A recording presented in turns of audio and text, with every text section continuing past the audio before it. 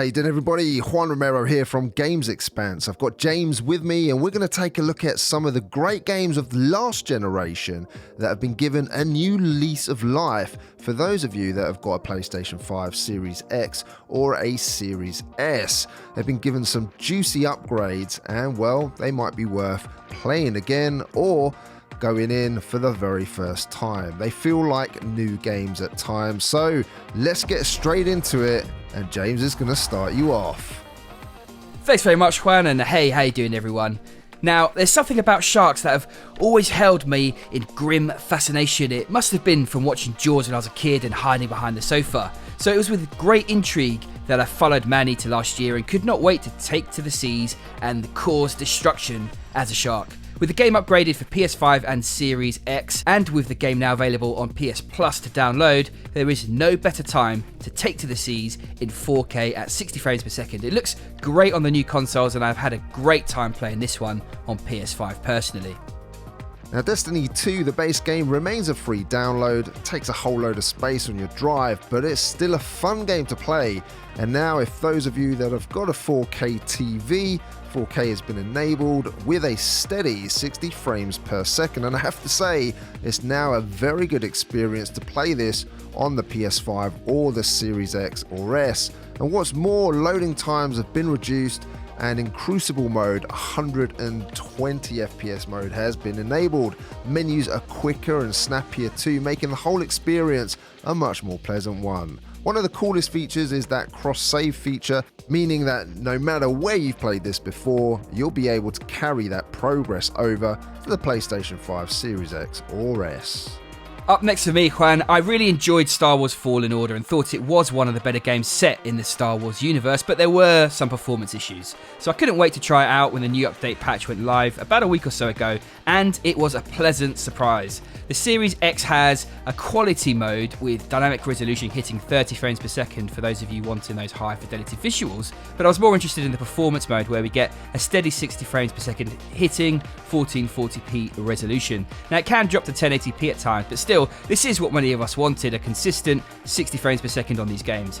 PS5 gets one mode striving for 60 frames per second, but locked at around 1200p. Either way, on either console, it is good enough for me, and the experience has altered, making it again more of a pleasant experience. Many of these last generation games are now looking almost like their next gen, which is rather interesting, especially for those that missed out on these the first time around. Now, Call of Duty Warzone, I always think that I'm going to really enjoy myself, but I'm not going to lie, I'm just not that good at it and end up being shot so quickly. I end up fighting more in the gulag than on the actual map itself. But hey-oh, that's not to say I don't enjoy squadding up with James and friends and trying our hand at it. Now, on Series X and PS5, there's no doubt that while not quite on par with PC players with their higher FPS capabilities, having the option to play at 120 frames per second on the Series X and Series S is much better. Unfortunately for PS5 players, currently it's capped at 60 frames per second. So if you're looking at this version and you're lucky enough to have both consoles, you might enjoy playing it more on the Series X with this one. However, both do come with a resolution pack delivering sharper visuals, and players both on the Series X and S are going to enjoy that 120 FPS experience, and 60 FPS on the PS5, of course, better than on the last generation. Ori Will of the Wisps is a fabulous game, and I enjoyed playing it a lot on the Nintendo Switch. If you're a Nintendo Switch fan, by the way, and you like what we do here, then check us out over at Switchwatch, which is a channel dedicated to that platform. In any case, once I played Ori on the Series X in 120, I cannot put into words how smooth the game feels and how amazing it is to play in glorious 4K with HDR. Better load times and enhanced audio also make this a completely nice package. This is a game that if you have an Xbox Series X, it's not one to miss, to be fair. It's a wonderful Metroidvania game which has it all, gorgeous visuals, a wonderful soundtrack, and tight gameplay, which will be enjoyed by any of you that downloads this one on Game Pass as well, or if you purchase the game. Now, there's no doubt that Series X and S are lacking exclusives, especially with the launch lineup for the platform. However, Microsoft have been hard at work making sure that their existing library have been as optimized as possible for their console, and Gears of War 5 receives some very nice upgrades indeed. Players will be able to play through the campaign in a much higher resolution and of course with higher FPS being achieved. In versus mode you can play in 120 FPS, which is a massive win, and with that comes much reduced latency, meaning inputs on your joypad translate quicker on screen. Every little helps when you're in the competitive arena. The Last Guardian's a bit of a weird one, but I've included it anyways. If you have the disc version of this game, then make sure you do not download any of the updates. That's right, do not download any of the updates, as you'll be able to play the game at 60 frames per second on the PS5. However, if you have the digital version, then the updates will download with it automatically, which makes it impossible to play the game at 60 frames per second, which is a damn shame, as The Last Guardian was a game I absolutely loved and would love as many people as possible to play it at the higher frame rate. Halo the Master Chief Collection on both Series X and S benefits from some sweet upgrades. You can play this at 4K 60 FPS or 120 in both single player and split screen on the X, and 1080p at 60 FPS or 120 FPS in single player and split screen too. So some sweet upgrades for some really smooth gameplay on this collection, which kind of begs the question, why haven't we seen the same upgrade on Halo 5? That would have been nice to see, but this will certainly do for now until Halo Infinite drops. Next up we have Devil May Cry 5, and on the new consoles, again, you know, this is what we've all been wanting, to have these type of games play at 60 FPS. Now here we have a normal mode with 4K native targeting 60 frames per second, but the great thing is here we have a high frame rate mode targeting 120 frames per second, of course with a lowered resolution. There's also ray tracing performance modes with a 1080p resolution but still targeting 60 frames per second, and then you've also got a ray tracing quality mode which is 4K resolution and 30 frames per second. Now of course the Series S doesn't have the ray tracing mode or 4K. So, you know, you've got a great wealth of options if you do have the PlayStation 5 or the Series X, and you can really enjoy this one in a mode that will suit you, whether you're looking for that higher fidelity or whether you just want performance and are going for those higher frame rates. There's going to be something there to suit you.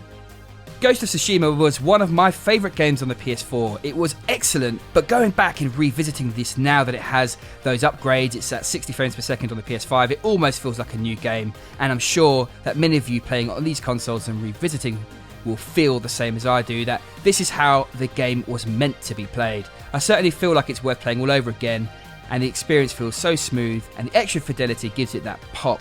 It's a wonderful game, made even better with these enhancements at no extra cost, so yes, please. If you have PS Plus and a PS5 allowing you to play some of those PS4 games that you may have missed out on or want to play again, then do yourselves a favour and download Days Gone. I never understood some of those low review scores when this game dropped. Sure, it wasn't perfect, but you know what? It was still one of my favourite games when it first dropped.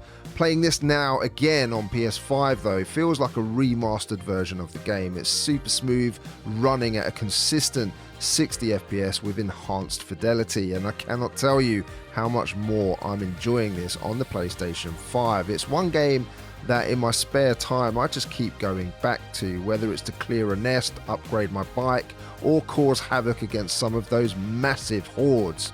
There were some real slowdowns on the last gen consoles when it came to those hordes, but now there's hardly any slips, which is just fantastic. This has been my number one experience on the new consoles thus far, because playing Days Gone for me was a very underrated game in the first place, and I was very happy to be back kicking some zombie ass in splendid beauty. Ladies and gentlemen, thank you for joining us. If you have a Series X, S or a PlayStation 5, what have you played that was a legacy title that has really wowed you with its upgrade on the more powerful consoles? Leave us a comment and let us know down below. James, let us know what your favourite was out of this list, mate. Well, I really enjoyed Destiny 2 because it's a game I haven't played for so long that there's a whole lot of new content and it looks absolutely gorgeous on the Xbox Series X. But for me, the game that I've spent the most time playing is most definitely Days Gone. Now, I never actually played it last time around, so I have nothing to compare it to, but I don't know what those scores are all about. For me, it's a fantastic game. Awesome, mate. Looks like you agree with me then, folks. Thank you for watching. If you are new here, then please consider hitting that bell notification and subbing. And if you're a keen Nintendo Switch fan, then check out our other channel, Switch Watch. See you next time on GamesXpanse. Take care, everybody.